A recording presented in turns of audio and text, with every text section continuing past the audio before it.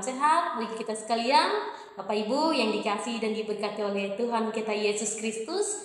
Pada malam hari ini kita akan kembali mendengarkan renungan malam edisi hari Rabu tanggal 3 Juli tahun 2023. Hari ini nas yang akan menjadi dasar renungan firman Tuhan bagi kita sesuai dengan nas Almanak Gereja Kalimantan dan Panglis terdapat di dalam 1 Tawarikh pasal 10 ayat 1 sampai ayat yang ke-14. Di sini saya hanya membaca 2 ayat bagi kita sekalian. Bapak Ibu, silakan membaca secara pribadi di rumah masing-masing.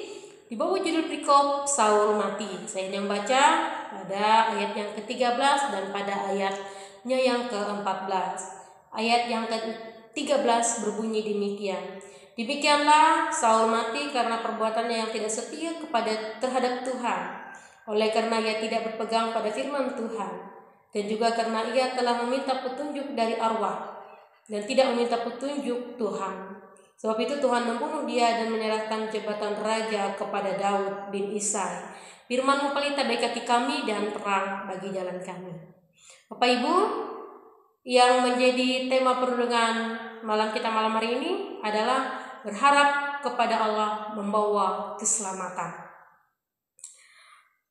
Bapak Ibu yang terkasih dalam Tuhan Yesus Kristus, kita tahu bahwa Saul adalah anak Kis bin Abia yang berasal dari Benjamin. Ia diurapi oleh Nabi Samuel sebagai raja pertama bangsa Israel atas permintaan bangsa Israel itu sendiri.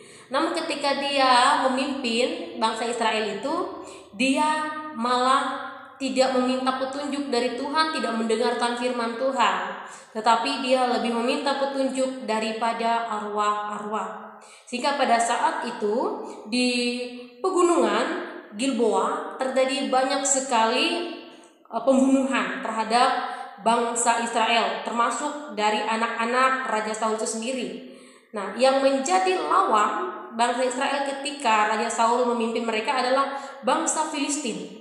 Nah, yang di sini yang menjadi kalah adalah bangsa Israel, karena yang menjadi pemenangnya adalah bangsa Filistin. Karena pada saat itu juga ketiga putranya yaitu Yonatan, Abinadab dan juga Malkisua juga dibunuh di pegunungan Gilboa oleh bangsa Filistin. Pada sebab itu menyebabkan ia sedih dan juga berputus asa atas kehidupannya, karena dia merasa sebagai seorang pemimpin gagal, karena dia sedih karena anak-anaknya juga sudah meninggal oleh bangsa Filistin. Oleh sebab itu pada saat itu dia meminta kepada pembawa senjatanya untuk membunuh dirinya.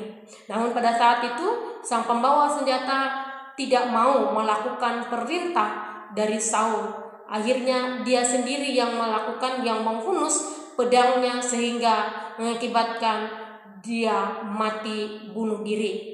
Nah, melihat hal tersebut, sang pembawa pedang pun pada saat itu juga dia melihat bahwa Saul sudah mati. Akhirnya dia juga menancapkan pedangnya dan juga membunuhkan dirinya dengan pedang tersebut. Akhirnya si pembawa pedang juga mati terbunuh pada saat itu. Nah, Bapak Ibu saudara-saudari yang dikasihi dan diberkati oleh Tuhan kita Yesus Kristus, dari cerita Raja Saul ini mau mengajar kepada kita bahwa pemimpin yang tidak sabar itu adalah ia menyebabkan dia putus asa dan gelisah. Pemimpin yang tidak menyerahkan hidupnya kepada Allah akan bisa mengambil salah langkah, mengambil keputusan, sehingga pada akhirnya terjadilah sesuatu yang fatal kalau kita tidak memohon hikmat dan petunjuk daripada Allah. Nah, kemudian yang selanjutnya yang mau dikatakan kepada kita di sini adalah sebagai seorang pemimpin, kita sebenarnya harus berpegang kepada firman Tuhan, sehingga firman Tuhan boleh menguatkan kita, firman Tuhan boleh menegur kita, firman Tuhan boleh menjadi pegangan kita sebagai seorang pemimpin atau sebagai seorang public figure. Berharap kepada Tuhan itu adalah hal yang utama dalam kita mengambil sebuah keputusan, dalam kita mengambil sebuah langkah dalam kehidupan kita. Kalau kita sebagai seorang pemimpin, hal yang pertama yang kita lakukan adalah memohon petunjuk dan arahan daripada Allah. Nah, kemudian kalau kita tidak meminta petunjuk daripada Tuhan, maka kita akan bisa menjadi gagal. bahkan juga efeknya tadi akan fatal dalam kehidupan kita, seperti yang terjadi bagi keluarga Raja Saul pada saat itu. Dan kemudian pada saat itu Raja Saul dan seluruh keluarganya meninggal, dan juga bangsa Israel kabur dari kotanya, tidak tahu arah lagi, tidak ada pemimpin lagi, sehingga pada akhirnya ketika Raja Saul dan keluarga sudah meninggal, akhirnya jabatan Raja Saul diberikan dan diserahkan kepada Daud bin Isai. Nah, Bapak Ibu yang dikasih dan diberkati oleh Tuhan kita Yesus Kristus, kita sebagai seorang pemimpin pemerintah, sebagai pelayan publik, dan juga sebagai hamba Tuhan, hal pertama yang kita pegang dalam seorang pemimpin adalah bersandar dan berserah kepada Tuhan. Maka Tuhan akan menyelamatkan kita. Berharap kepada Tuhan, maka Ia akan membawa kelegaan kepada kita. Berharap kepada Tuhan, maka Ia akan memberikan kita jalan yang terbaik. Bapak Ibu yang dikasih dan diberkati oleh Tuhan kita Yesus Kristus, seorang pemimpin bisa dapat pemimpin bawahannya di atas pertolongan daripada Tuhan Yesus Kristus. Meminta petunjuk daripada Tuhan dan berharap kepadanya sangatlah penting dalam kehidupan kita, supaya nanti kehidupan kita boleh diberkati Tuhan. Sebagai seorang pemimpin bisa menjadi perpanjangan Tuhan untuk dapat melakukan yang terbaik. Kita bisa memimpin dengan bijaksana atas pertolongan Roh Kudus yang berasal daripada Tuhan Yesus Kristus. Tuhan memberkati kita melalui kebenaran firman-Nya. Amin. Untuk firman Tuhan, mari kita berdoa. Kuasailah hati dan pikiran kami ya Tuhan dengan Roh Kudus-Mu.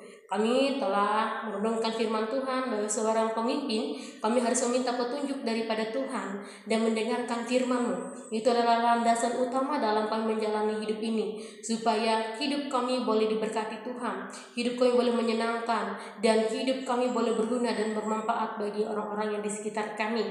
Kami boleh membawa diri kami sepenuhnya ke dalam tangan pengasihan Tuhan.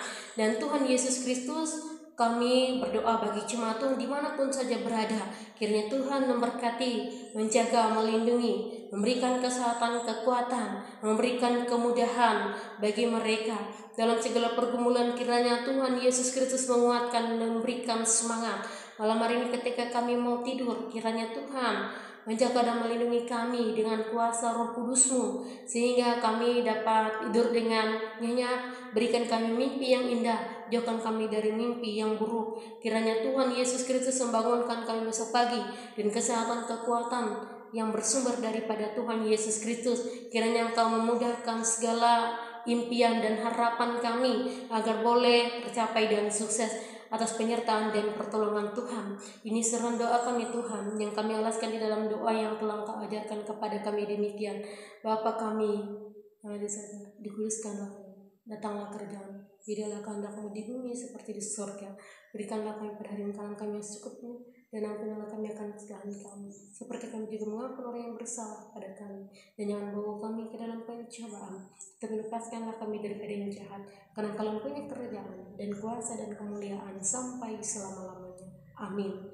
Selamat malam, Tuhan Yesus memberkati. Shalom.